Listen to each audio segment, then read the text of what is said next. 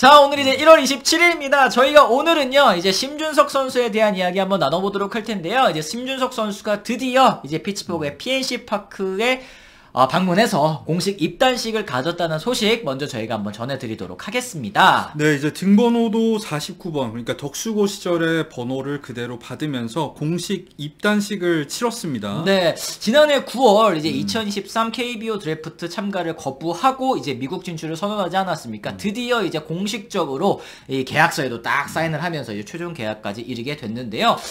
SNS를 통해서 피츠버그 구단도 심준석 선수 피츠버그 파이어츠에 온 것을 환영합니다. 라면서 이제 한국어로 업로드를 해줬다는 것이 또 눈길을 끄는 부분이었네요. 그렇습니다. 심준석 선수 역시 어렸을 때부터 미국에서 뛰는 게 꿈이었고 꿈을 이루기 위해서 왔다. 빨리 PNC 파크에서 던지고 싶다. 이런 말을 했습니다. 그래요. 아직 갈 길은 멀지만 이렇게 마운드에 선 것이 큰 동기부여가 될 것 같다. 또 그리고 국내 다른 인터뷰에서도 2, 3년 내에 이 마운드에 오르고 싶다. 그러니까 프로에 데뷔하고 싶다. 이 메이저리그 무대에 데뷔하고 싶다고 얘기를 했으니까 이 큰 포부를 어느 정도 좀 알 수 있는 그런 부분이었습니다. 공식적인 계약금은 아직까지는 공개가 되지 않았지만 대략 75만 불 정도로 알려져 있고요.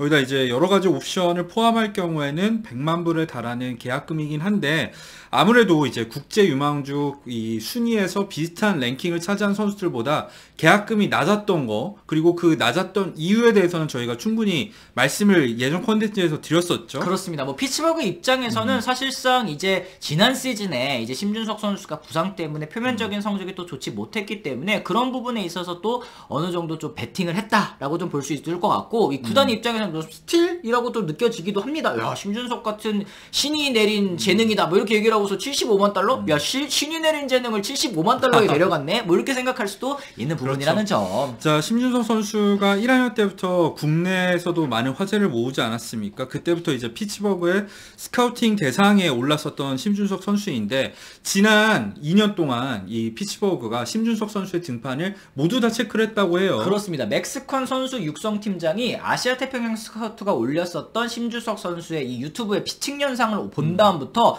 영입을 결심하고 계속해서 팔로우를 했다고 하는데요.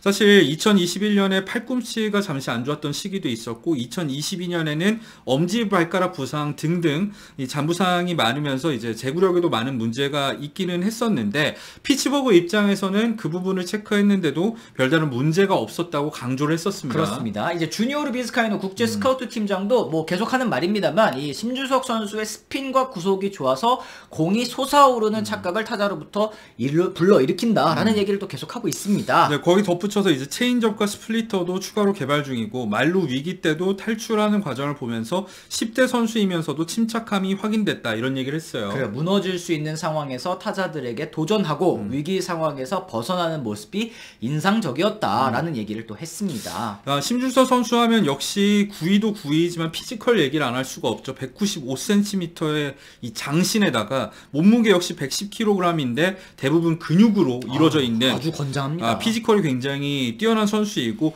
공식 기록 자체는 157kg입니다만 비공식적으로는 100마일을 찍기도 했었을 만큼 구위가 굉장히 뛰어난 선수라고 할 수 있겠죠. 그렇죠. 여러 면을 또 살펴봤을 때 이 박찬호 선수와 또 비견된 부분 저희가 또 앞선 영상에서 또 말씀을 드렸습니다. 그렇죠. 이 롤모델을 묻는 질문에 이제 피츠버그에서 지명돼서 또 데뷔했었던 게리 콜 선수를 꼽았는데 이러다 보니까 아니 그러면 피츠버그에서 성장해서 뭐 휴스턴 거쳐 양키스 가겠다는 말이냐 이렇게 생각하시는 분들도 있긴 하겠습니다만 그렇죠. 게리 콜이라고 한다면 다들 아시겠지만 현재 기준으로 했을 때 메이저리그에서 투수로서는 가장 많은 돈을 받은 선수 아니겠습니까? 3억 달러 이상의 돈을 받은 선수이기도 하고 사실 피츠버그 시절에 잘 안 알려져 있고 이 트레이드 직전에 부진했던 것 때문에 이미지가 피츠버그에서는 못했던 걸로 알려져 있기도 하지만 사실 2015년에는 2점대 평균 자책점을 찍기도 했었고 사실 드래프트된 이후에 피츠버그에서의 모습도 나쁘지 않았었습니다. 그렇죠. 그렇기 때문에 또 트레이드를 통해서 휴스턴으로 건너가서 또 이제 사이영상에 준하는 성적을 기록할 수 있었던 거죠. 맞습니다. 피츠버그 관계자 이 이 직구와 커브가 좋은 심준석, 우리와 함께 한다면 더 빠르고 탄탄하게 성장할 것이라는 얘기를 했는데, 사실 이 그런 말씀들도 또 많이 하세요. 이제 아무래도 피츠버그가 뭐 게리 콜 같은 경우에도 물론 아까 말씀해 주셨지만 피츠버그 시절에도 잘한 시절도 있었지만 이 정도까지는 아니었지 않느냐. 그리고 거기다가 뭐 타일러 글래스너라든지 아니면은 뭐 머스그로브라든지 아니 쉐인 바즈라든지 오히려 피츠버그를 탈출해서 더 잘된 투수 유망주들이 최근에는 많았기 때문에 조금 이제 육성이라든지 이런 부분 팜 시스템에 대해서 걱정을 하시는 분들도 또 계시더라고요. 사실 피츠버그 하면은 메이저리그 팀만 한정했을 때는 이제 시라지 투수 코치의 영향이 굉장히 많이 받은 구단 아니겠습니까? 그렇죠. 투심 패스볼 등 변형 패스볼을 통해서 이제 맞춰 잡는 투구를 하면서 베테랑 선수들을 이제 다시 부활시킨 이력이 많았었고, 그러다 보니까 마이너리그 팜 시스템 역시 메이저리그 구단과 비슷한 기조를 보이면서 글래스나우, 뭐 게리 콜 이런 구위형 투수들조차 투심 패스볼을 통해서 맞춰잡기 피칭을 강조를 했었잖아요. 그쵸. 낮게 던져라 등등 이런 것들이 피츠버그 투수들의 성장을 가로막았다는 얘기 그동안 사실 많긴 했었지만 그쵸. 그것도 이제 예전 얘기라는 말씀을 저는 드리고 싶습니다. 그러니까 이게 말씀하신 것처럼 이제 투심 페스티벌 그리고 변형 페스티벌을 통해서 땅볼을 유도해내는 게 잠깐 통했었던 시기도 있었잖아요. 하지만 이제 공인구도 또 바뀌고 어퍼스윙 혁명이라고 뭐 플라이볼 혁명이라는 얘기들이 나오면서 이제 하이 페스티벌 그리고 낮게 떨어지는 변화구 이게 이제 트렌드로 자리 잡은 지는 또 오래되지 않았습니까? 그렇습니다. 그런 과정을 통해서 피츠버그도 분명히 본인들의 육성 시스템에 문제를 느끼기도 했었고, 사실 2019년을 마지막으로 닐 헌팅턴 단장이 사임을 했잖아요. 그 이후에는 사실 2013년 보스턴의 월드 시리즈 우승을 이끌었었던 벤 셰리턴 이 단장이 새롭게 부임을 했고요. 그 이후에 마이너리그 시스템 같은 경우에도 많은 개편이 있었습니다. 그렇습니다. 뭐 감독, 코치진, 프런트까지 싹 물갈이가 됐고, 사실 이제 셰링턴 단장이 보스턴 시절에 배츠, 보가츠, 데버스 다 뽑았거든요. 그렇죠. 이 유망주를 보는 눈이 그리고 드래프트 하는 그 기조가 굉장히 또 탁월하다라는 평가를 많이 받았었던 사람인데, 거기다가 이 팜 디렉터도 1년 동안 공석이었다가 이 테오 앱스타인의 추천을 받아서 뽑은 사람이 또 왔단 말이에요. 그렇죠. 이분이 이제 존 베이커인데, 사실 셰링턴 같은 경우에도 이 앱스타인의 후임자 아니겠습니까? 보스턴에서. 그렇죠. 이런 부분이 어느 정도 좀 기대를 불러일으키고 있다라는 말씀. 그리고 2020년에는 팜 순위가 24위에 그쳤는데, 뭐 최근에 이 성적이 많이 좋지 않았기 때문에 드래프트에서 그렇죠. 높은 순위를 갖고 뽑은 거긴 하지만 2021년에는 15위, 그리고 지난해에는 3위까지 이제 팜 랭킹이 오르기도 했습니다. 그렇죠. 드래프트를 통해서 뽑은 선수들만으로는 3위까지 가기가 쉽지 않아요. 맞아요. 이거는 사실 육성 시스템이 개편이 되면서 마이너리그에서 실제로 좋은 성적을 거두는 선수라던가 아니면 기량에 비해서 더 발전하는 모습을 보여준 선수들이 많았기 때문에 이런 팜 랭킹이 나올 수 있었다고 생각을 합니다. 그래요. 이 셰링턴 단장 부임 이후로 아까 말씀해 주신 것처럼 팀 전체적인 육성 기조보다는 선수 개개인에 맞춘 육성 시스템을 이제 도입했다고 합니다. 이제 개개인이 이제 집중하기로 한 건데, 사실 우리가 이제 최원일 선수 만나가지고 이제 마이너리그 시스템에 대해서 그리고 육성에 대해서 또 많은 얘기를 들었잖아요. 그렇죠.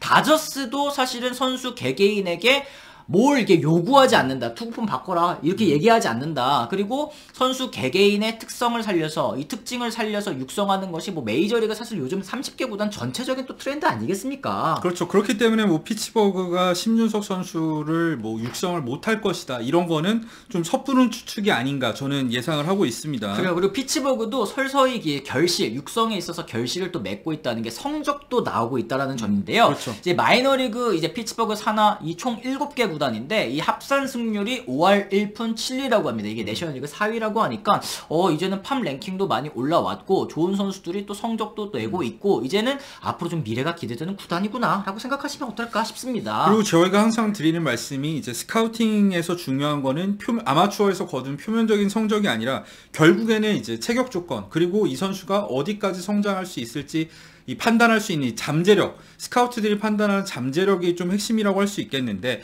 심준석 선수 같은 경우는 그런 측면에서 봤을 때는 확실히 국제유망주 10위에 랭크될 만큼 뛰어난 선수라는 건 분명한 사실입니다. 그렇습니다. 퓨처 밸류에 있어서 총점 55점을 받았다라는 거는 또 2선발, 3선발까지도 성장할 수 있는 그런 제목이라는 뜻이기도 하니까요. 네. 또 앞으로 많이 기대를 해주시면 좋을 것 같습니다. 일단은 또 이제 셰링턴 단장이 앞으로 이제 심준석 선수가 어떻게 할지에 대해서도 또 밝혔어요. 그렇죠. 이제 구단 유망주들이 모여있는 도미니카 캠프에서 잠시 훈련을 하다가 이 플로리다에 있는 브랜든턴으로 이동해서 이제 스프링 트레이닝, 정확하게는 마이너리그 캠프에 합류할 예정이라고 합니다. 그렇습니다. 시즌 개막은 일단은 뭐 루키리그인 FCL 파이어리치에 합류해서 프로 생활을 이제 시작할 것이다 라고 얘기를 했는데요. 뭐 루키리그에 시작을 해서 뭐 싱글 A에서 끝내는 유망주도 굉장히 또 많으니까 다음 시즌에 한번 또 이 심준석 선수가 어디까지 올라갈 수 있을지, 또 좋은 성적을 어떻게 기록할 수 있을지 많이 또 기대를 해주시면 좋을 것 같습니다. 자, 일단은 롤모델로 게리 콜을 설정한 이 심준석 선수인데 체격 조건이라든지 뭐 구위라든지 이런 걸 생각을 했을 때는 충분히 가능해 보이는 그런 롤모델이긴 해요. 그렇죠. 진짜 만약에 심준석 선수가 게리콜처럼 던질 수 있다? 자, 우리나라에는 정말 축복 같은 일이라고 할 수 있겠죠. 포부가 정말 큰 만큼 그 목표를 꼭 달성할 수 있었으면 좋겠습니다. 그렇습니다. 저희가 오늘도 이렇게 심준석 선수에 대한 이야기를 한번 또 나눠봤습니다. 여러분들께서는 또 어떻게 생각하시는지 또 댓글로 남겨주시면 좋을 것 같고요. 저희는 또 다음 컨텐츠로 다시 돌아오겠다는 말씀 전해드리면서 오늘은 이만 물러가 보도록 하겠습니다. 지금까지 시청해주신 분들 모두 감사합니다. 고맙습니다.